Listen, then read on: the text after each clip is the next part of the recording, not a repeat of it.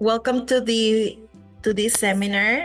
I'm pretty sure this will be a very good seminar, and I just wanna give you all women for today's International Women Day. So this is really good that it landed on today's International Day of Women, because it will include diversity not only for men, women, but also for culture and races. And I'm pretty sure Dr. Caroline will give us great information regarding this topic. So she doesn't need an introduction. We all know her, and she's well known, and I'm just gonna open the forum for her. Thank you, Lydia. I'm happy to be here with everybody on a really important topic that we're just going to go ahead and get started on, because there's lots to review and explore and discuss. So I am going ahead and let's see here. We're going to do share screen. How's that? Nice. Yeah? Okay, good. All right. So welcome everybody to the first seminar for San Diego Global Knowledge University of 2024. Today we're going to be talking about a very important topic that is called Celebrating Diversity, Joyful Inclusion in the Workplace. My name is Dr. Caroline Cárdenas, and I'm the advisor and counselor at San Diego Global Knowledge University. So as we arrive, I'm going to ask everybody to take in these words if you need to do so, maybe close your eyes, but I'm asking everybody to come in and be present for this time. So in a world that's filled with diversity, we should celebrate our differences with clarity. For in our uniqueness lies our strength, a tapestry of colors, a symphony of links. Our skin may be different hues, our eyes may be of different views. Our cultures may have varied norms, but in our hearts we share the same form. We all have struggles we face, but in our differences we find grace. We learn from one another's stories, and we gain strength from each other's glories. The world is a canvas of vibrant colors, a patchwork of cultures that we should all savor. For in the richness of our diversity lies the strength that will guide us to victory. So let us celebrate our differences with pride and stand together side by side. For in our diversity we find our might, and in our unity we shine bright. So we all collectively take a big deep breath in, and exhale that nice physiological sigh, because we are about to dive into some deep stuff. So if we're talking about diversity, we're talking about DE&I, as you may have heard it. And we're going to review what that means. D stands for diversity, E stands for equity, and I stands for inclusion. And for many, DE&I is personal, it's political, and it's tied to justice. So what does diversity mean? Well, diversity is defined as the practice or quality of including or involving people from a range of different social and ethnic backgrounds and of different genders, sexual identity, creed, socioeconomic background, country of origin, language, marital status, caretaker status, occupation, and appearance. And diversity goes beyond race and gender. So this is something that it's important that we pay attention to.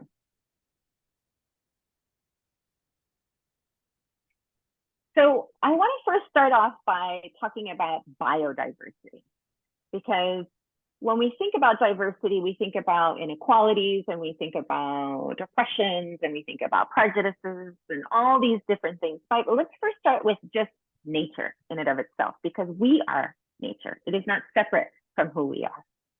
So biodiversity, or biological diversity, is the variety and variability of life on Earth. And biodiversity is a measure of a variation at the genetic, species, and ecosystem level. Ecosystem diversity is the diversity of habitat in a given unit and area. So you can see here in the picture just all the differences, right? Within the eco, the genetic, yeah, just beautiful. I mean, Mother Earth, right? We're all part of it.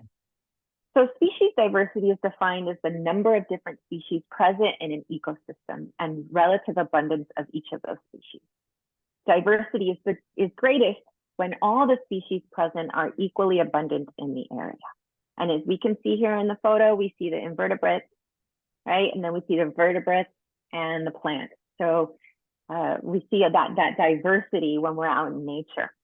And that diversity also when we're seeing human beings. Then we've got genetic diversity, which refers to the diversity within a species. The greater the genetic diversity, the higher in the chance of long-term survival. So Charles Darwin, a naturalist, geologist, and biologist known for his contribution to evolutionary biology, says that it is not the strongest of the species that survive, not the most intelligent that survives. It is the one that is the most adaptable to change. And one thing that's really important to note is that we are biologically programmed to survive. So everything about the base of our brain is about survival. And Charles Darwin said, that it's not about a species being sort of one strongest species, but rather this diverse species that's able to adapt to change is really the strongest to survive. Mm-hmm. So diversity through a psychological lens is the difference between individuals and our groups with the aim of finding out the regularities of those differences that might enable us to describe, comprehend, predict, and give a better explanation of human behavior. So as you can see, what I'm getting into here is like, okay, we can look at diversity from through a biological lens. We can look at diversity all through a psychological lens as well. So then now we're going to talk about what E stands for in the DEI, right? Equity. Equity refers to providing resources appropriate to the environment to obtain equal outcomes. Imbalances within our social system result in a need to provide equitable processes. So then what is I? What does I stand for in the DEI? And that's inclusion. Inclusion refers to a community where all members are and feel respected, to have a sense of belonging, and are able to participate and achieve to their potential. And I don't know about you, but when I don't feel included, I feel sad. I like to feel included in things, like most people do, right? Nobody likes to feel excluded. So I put a picture here just to kind of talk about inequality versus equality and equity versus justice. And as you can see there, that inequality is, only a certain group is able to have access to like the fruits of life. And then equality means that, everybody has access to the fruits of life. Equity, working together, and then justice as well. So DEI US statistics. So census data within the United States reveals that in 2020, the population under the age of 18 was more racially and ethnically diverse than the population age 18 and over. So that's really interesting to note that we're becoming more and more ethnically and racially diverse in the United States. So now that brings us to what is justice. The justice is fundamentally fairness. Mm-hmm. And a justice framework invites us to examine who has power and why. Social power is simple. When we have power, we have access to resources, safety, we have a voice, we have visibility, and we have self-determination. A desire for social justice means that we believe that everyone should and can have all these things regardless of their identity. So let's talk a little bit about what is discrimination. It's the unequal or unfair treatment of members of various groups based on conscious or unconscious prejudice, which favors one group over the other on differences of race, gender, economic class, sexual orientation, physical ability, religion, language, age, national identity, and other categories. Discrimination is a public health issue. Mm-hmm. And research has found that the experience of discrimination, when perceived as such, can lead to a cascade of stress-related emotional, physical, and behavioral changes. And I'm just going to pause here for a moment and slow down and just have us kind of take a moment of maybe this might be evoking a memory in you of an experience maybe you have had throughout your life where you have felt discriminated against, whereby your gender or your religion or the color of your skin, race, ethnicity, your beliefs. And that feeling of discrimination is not only stress related from the emotional, physical, but it really can lead to chronic illnesses. And so for many people, discrimination is an everyday reality. And oftentimes people don't have the ability to talk about it or or to be able to express it. And it's just sort of the world that they live in, yeah? And laws protecting people from discrimination. So the Fair Housing Act prohibits discrimination in the sale, rental, and financing of dwellings on the basis of race, color, national origin, religion, sex, familial status, and disability. It used to be before this law was in place that people could actually discriminate against selling a home to a family based on the color of their skin. And the Civil Rights Act, the Age Discrimination Employment Act, and the Americans with Disabilities Act prohibit discrimination in employment on the basis of race, color, sex, ethnic origin, age, and disability. Unfortunately, discrimination still occurs in subtle, or what we can call microaggressions, or overt ways, what we can also call macroaggressions. So what is prejudice? An unfair feeling of dislike and or judgment for a person or group based on race, gender, nationality, social class, sexual orientation, religious affiliation, political affiliation, identity, beliefs, values, language, beauty, height, body weight, occupation, education, wealth, criminality, etc. The list is long. Prejudice can be of anything, really. DEI, U.S. legal and political stats, something that I really want to bring to our attention, that in 2024, this year that we're in, DEI law in Florida rules on DEI adopted earlier by state education officials say that state colleges and universities are banned from using state or federal funds to administer programs that categorize individuals based on race or sex for the purpose of differential or preferential treatment.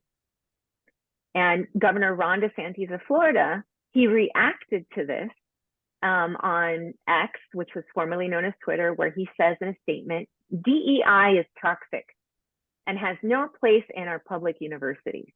I'm glad that Florida was the first state to eliminate DEI, and I hope more states follow suit.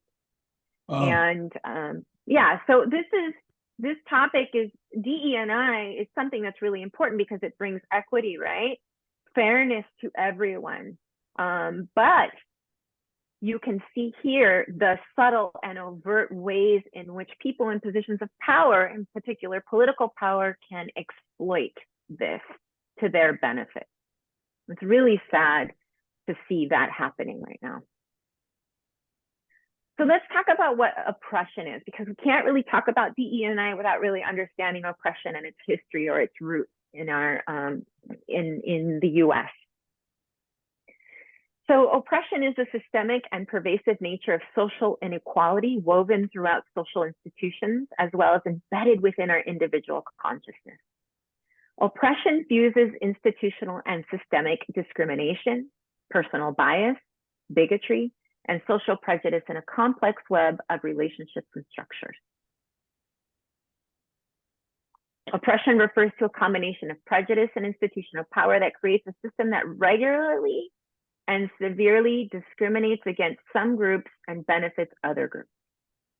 A person of the non-dominant group can experience oppression in the form of limitations, disadvantages, or disapproval. This may even suffer abuse from individuals, institutions, or cultural practices. And systems of oppression is a term that helps us better identify inequality by calling attention to the historical and organized patterns of mistreatment. In the US, systems of oppression like systemic racism, they're woven into the very foundation of American culture, society, and law. And I think that's something that's really important to know, that that's a reality of our world, that it's embedded in our system, it's woven in.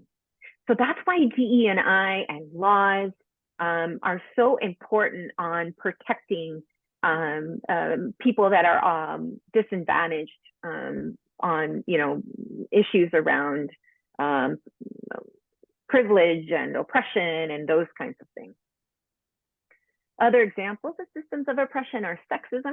So you want to think about all the isms: heterosexism, ableism, classism, ageism, and anti-Semitism. And something that has been going on in the politically right now has been being used as a weapon is this issue of ageism against President Biden, right? Saying that he's too old to lead. And, you know, so there's these sort of macro and micro aggressions in which his opponent is going after him to try and steer the narrative towards this person is too old to, you know, lead us in the right direction. And that is ageism, period. It's discrimination over a person who is older. And it happens a lot, and it's really quite sad. We also are no strangers to anti-Semitism. You know, that's something that is rampant right now, even more so, and in particularly the Holocaust and after, with everything that's been going on, you know, overseas. So it's something that is a part of our world, right? These isms. Society's institutions such as government, education, and culture all contribute or reinforce the oppression of marginalized social groups while elevating dominant social groups. So US historical structures. Within the US, historical structures, many persisting to our modern day, have perpetuated prejudice and discrimination against those who are not able, white, straight, affluent, cisgender Christian men. So let's talk about what is unconscious bias, or otherwise known as implicit bias.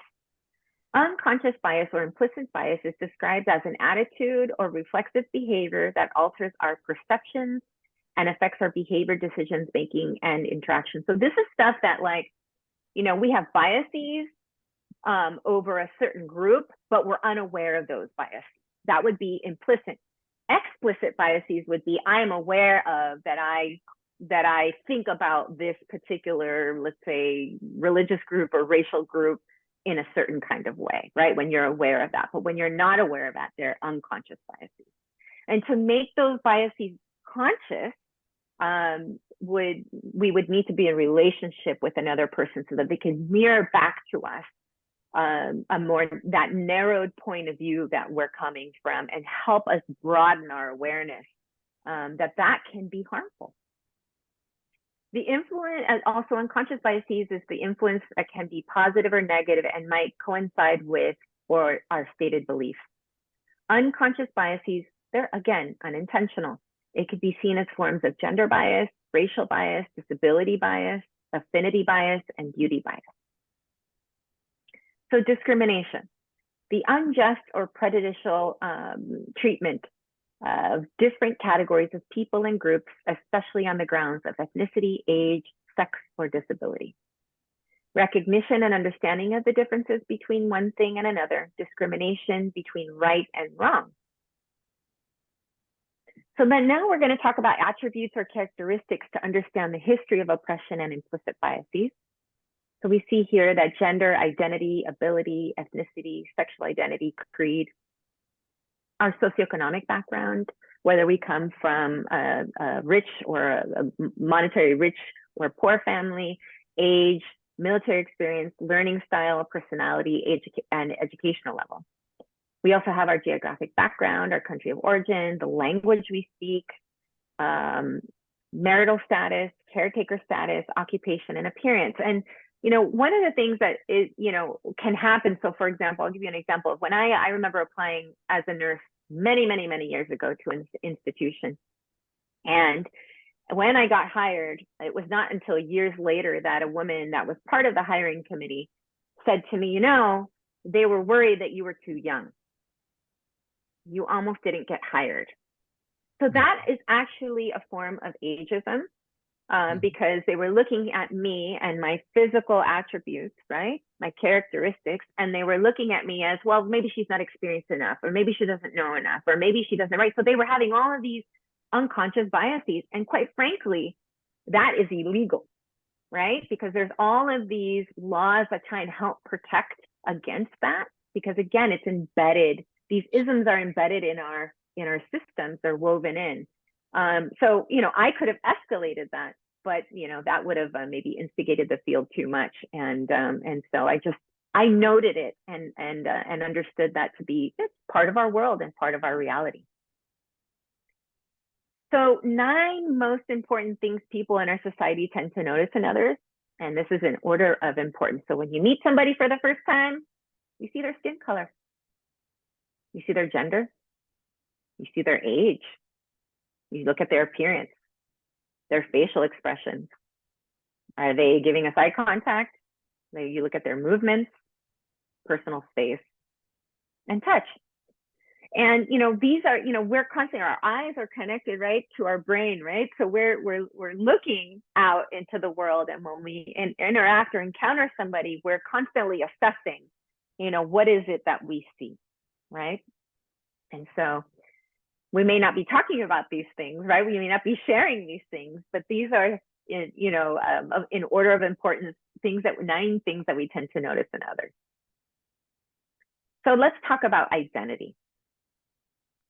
Identity is a combination of characteristics, attributes, experiences, or behaviors that make us each who we are.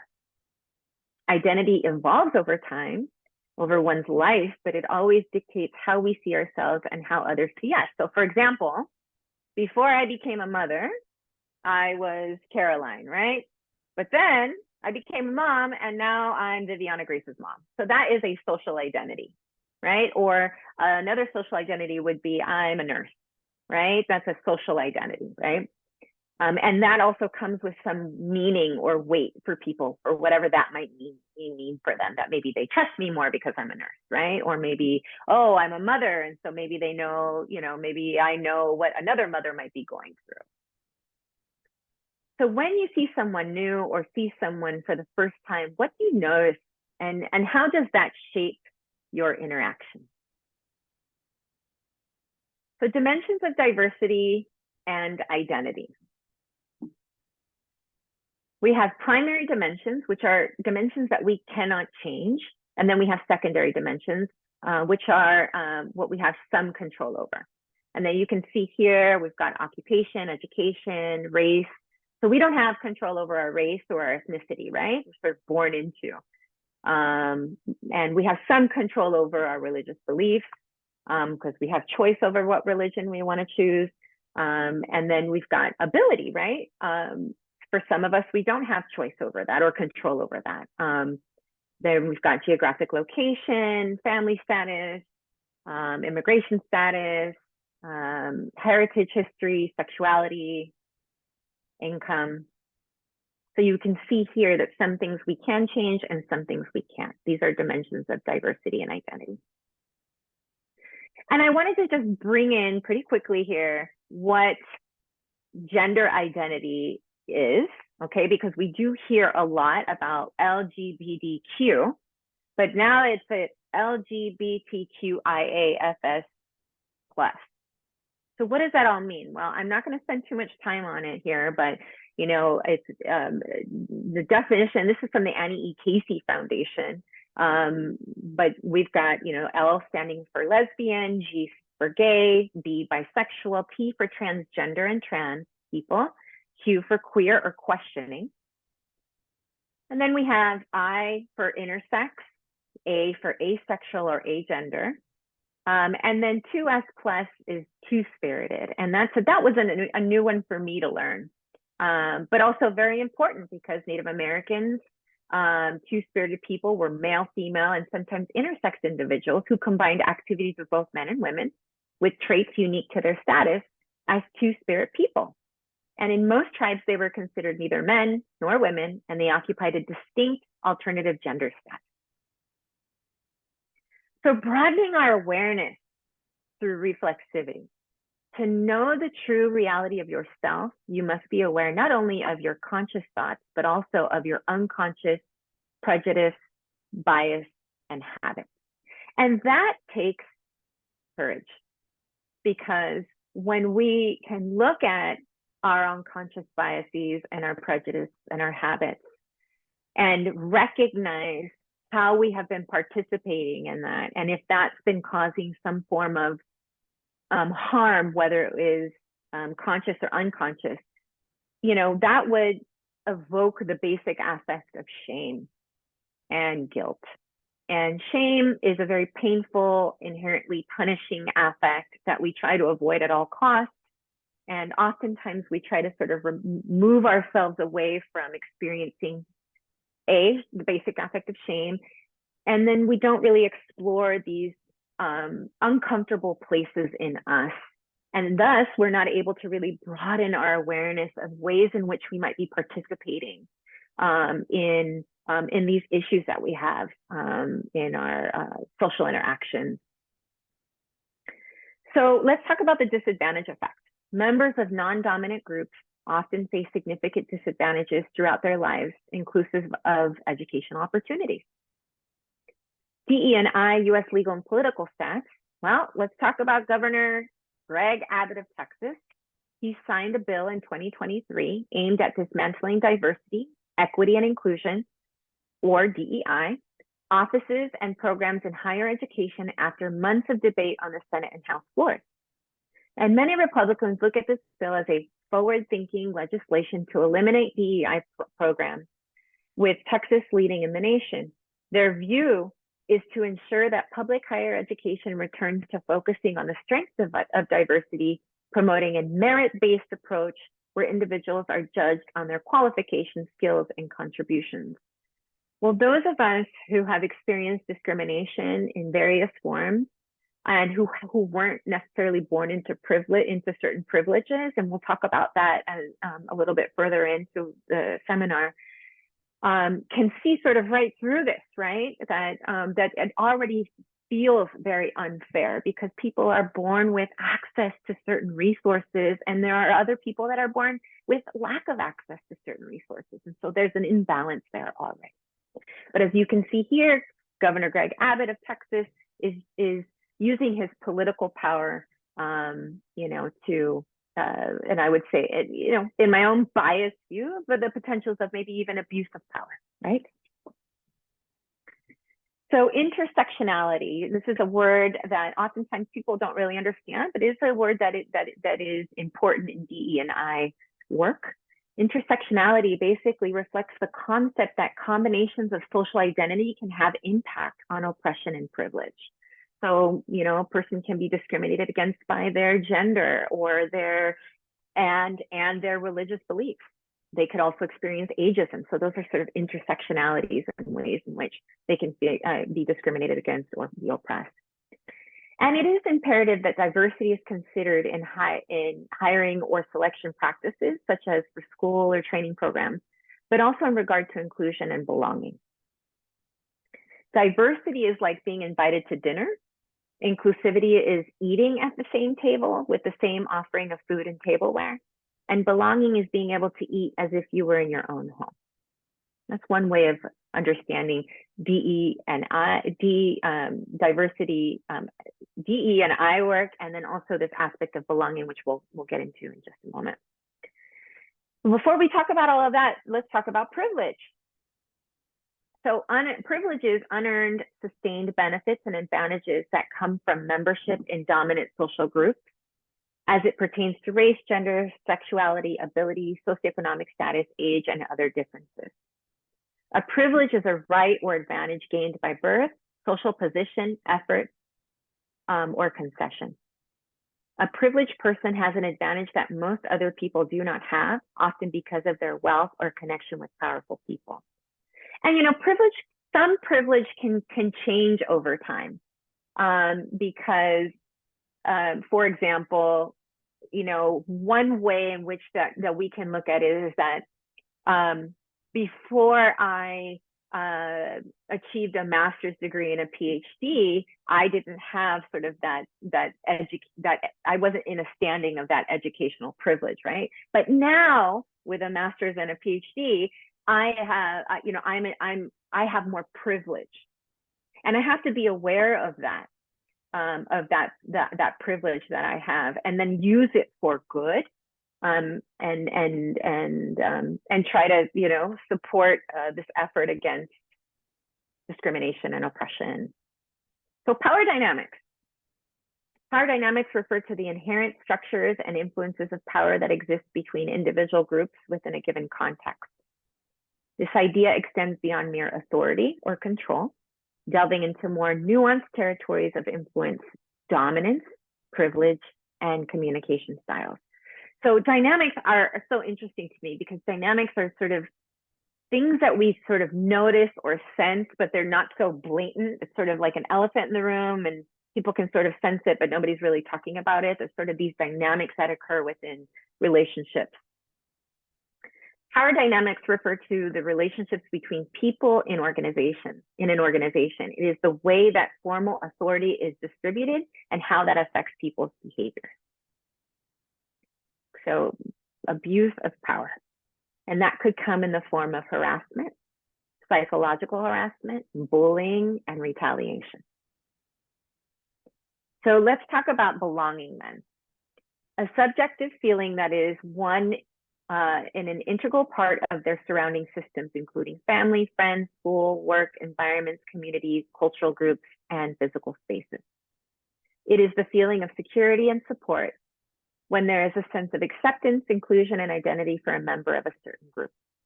When people feel out of place or rejected, their sense of belonging is threatened, and that discomfort and self-doubt can have far-reaching effects. The desire to belong is a fundamental part of human nature. In this day and age of isolation, with increasing rates of loneliness, alienation, and polarization, there's growing recognition that belonging matters not just for our emotional well-being, but also for our physical health, the health of our social discourse, and even our economic system. Belonging is a human need. Belonging is a fundamental right. It is a principle from which all other needs flow. It is our connectedness to humanity, nature, and meaning. It is what animates us to seek food, clothing, shelter, and all the necessities of human survival in the first place. So, it used to be long ago, if we were ousted from our group and we didn't belong to a group, then the risk for dying was much greater. So belonging, is a very important part of survival, but it's also part of thriving as well. I don't know if you've ever experienced the feeling of rejection or being ousted, but it is a very painful experience. We all want to belong, and we all need to belong as well. So belonging now is a central focus in the psychology and diversity, equity, inclusion. So it's what they call DEIB, right? So now they're including the B for belonging. DEIB consulting is now a multi-billion-dollar industry. I just want you to take a moment here to reflect on the development of workplace culture and this aspect of belonging. So true belonging only happens when we present our authentic, imperfect selves to the world. Our sense of belonging can never be greater than our level of self-acceptance. And that's Dr. Brene Brown. I believe she has her PhD, but also she's a licensed clinical social worker, written tons of books and got wonderful TED Talks. So belonging and survival. It is in our biology. And from the moment we're born, we strive to connect to our primary caregivers. Our primary caregivers ensure our well-being and provide food, safety, and shelter. Attachment theory shows how pivotal those early bonds and relationships are for the trust and relationships we form with other people throughout our lives. Endocrinological research demonstrates the powerful role of oxytocin, which is a chemical that is secreted, known as the herding hormone, in social inclusion and social bonding. So when we're holding a baby, we actually experience that chemical of oxytocin.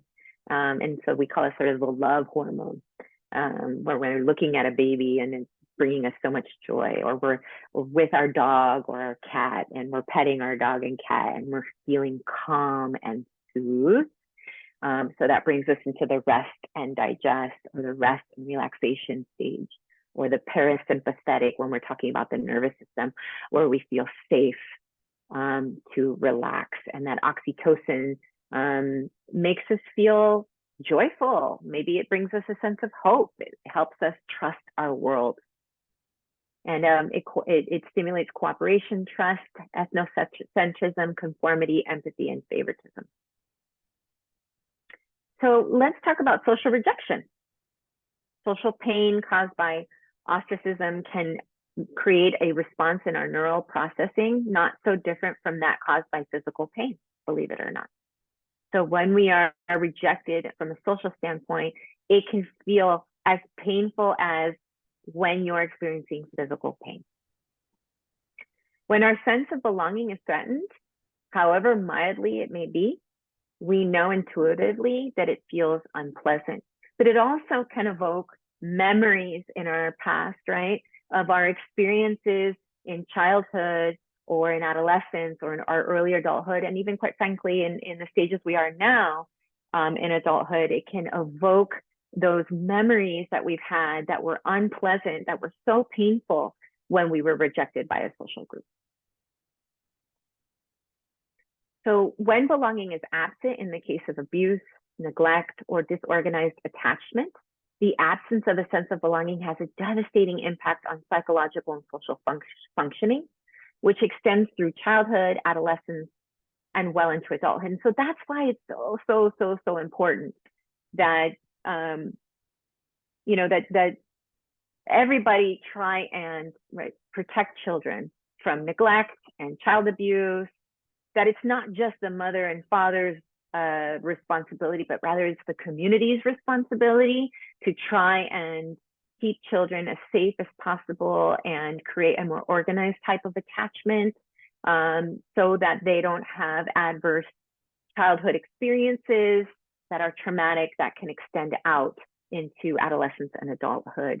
But there's hope, right? Because even if people are, have disorganized attachments or experience abuse or neglect in childhood, they still can work through that and transmute that into, into something that is a benefit not only to them, but also to society. So exclusion is derived from fear, ignorance, and power. Willist inclusion is derived from love, compassion, and respect. So you see the opposite there, right? When we include somebody, it feels loving, it feels compassionate, it feels respectful. It's like, again, and I said this before in past seminars, but everybody wants to be seen, heard, and acknowledged. Everybody does. There isn't one person in this world that doesn't want to feel that. And when a person is seen, heard, and acknowledged, their nervous system is calm. They feel a sense of belonging. They feel included, and it brings in a feeling or a sense of trust in the space. So it brings us to what is the opposite of suffering. Believe it or not, it's joyfulness, hopefulness, relief, pleasure, comfort, and well-being. And so then, what is joy? Well, we've had a seminar before on play and joy. Well, joy is a basic affect, and as you can see this beautiful little girl, we can assess joy as a basic affect in the face and also throughout the body, but mostly we can see it through this light in the eyes and a smiling and laughter. It's just, it's a beautiful thing to see that, again, is inherently rewarding, promotes trustworthiness, it nurtures social connections, and it's restorative, and it fosters psychological and emotional well-being. And just to kind of go back to reminding us of what a basic affect is, a basic affect are neurons that are firing in our brain that send off a physiological response to react, and it gives us a sense of urgency. So, you know, we have 9 basic affects, and most of them are inherently punishing. When I say basic, they're there for our survival. So believe it or not, joy or joy/enjoyment is one of the 9 basic affects, and it is there for to promote trustworthiness, nurture social connections, and foster psychological and emotional well-being. And you know, I don't know about you, but when you see, you know, a person that's mad, you know, you sort of kind of move away from them, right? But when you see somebody that is smiling and happy, you know, it makes you feel like, oh, they're calm. They're, you know, maybe I can trust the space a little bit. So let's talk about the positive impact of diversity. Clear advantages of having a diverse workforce are a bigger talent pool, increased employee trust and engagement, new perspectives, innovation, better decision-making, improved performance, and stronger business profile and profits. Institutions that are committed to promoting diversity and inclusion have formed committees and task force to implement effective change at their workplace. Diversity is not just the right thing to do, it is the essential thing to do. And diversity creates a more cohesive environment with the right tools it needs to succeed.